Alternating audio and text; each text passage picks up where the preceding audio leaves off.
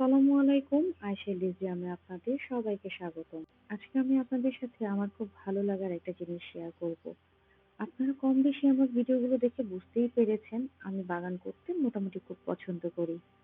কারণ বিভিন্ন সময় আমার বিভিন্ন ফুল, গাছ এগুলো আমি আপলোড দিয়ে থাকি। আজকে আপনাদেরকে দেখাবো আমার বাগানে করল্লার ফলন কেমন হইলো। মাশাআল্লাহ অনেক ভালো ফলন হয়েছে। তাই ভাবলাম আপনাদের সাথে একটুখানি শেয়ার করি।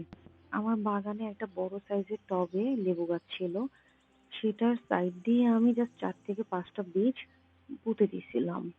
পুঁতে দেওয়ার পর নরমাল যেভাবে পানি দেই সেভাবেই পানি দিয়েছিলাম। কয়েকদিনের মধ্যে ওই সেখান থেকে চারা হইছে। চারা হওয়ার পর আমি আর গাছগুলোকে অন্য কোথাও লাগাই নাই। সেই টবেই ছিল। সেই টবে লাগানোর পর কয়েকদিন পর দেখলাম পুরো বারান্দার একটা পাশ করল্লা গাছে ভরে গেছে। মানে গাছের পুরো বারান্দাটা নিয়ে নিছে বলতে গেলে। এত সুন্দরভাবে হইছে। তো প্রতিটা ফুল দেখতে খুবই সুন্দর। ফুল থেকেও ফল হইলো। আপনারা দেখেন করলার সাইজ গুলো কেমন। খুব বেশি একটা বড় হয় নাই কিন্তু মাশাআল্লাহ খুব ভালো হয়েছে। মানে আমার খুব ভালো লাগছে। ১ম বার তো। আর ভাবলাম আপনাদের একটু দেখাই।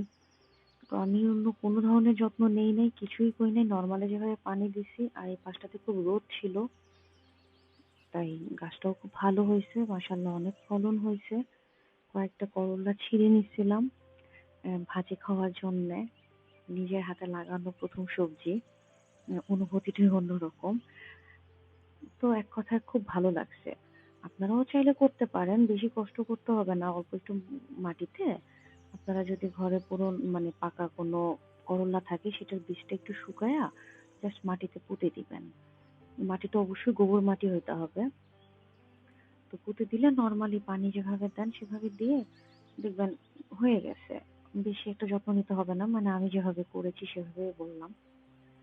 আশা করি আপনাদেরও ভালো লাগবে। উম আজকের মতো আমি এখানেই বিদায় নিচ্ছি। সবাই খুব ভালো থাকবেন। আল্লাহ হাফেজ।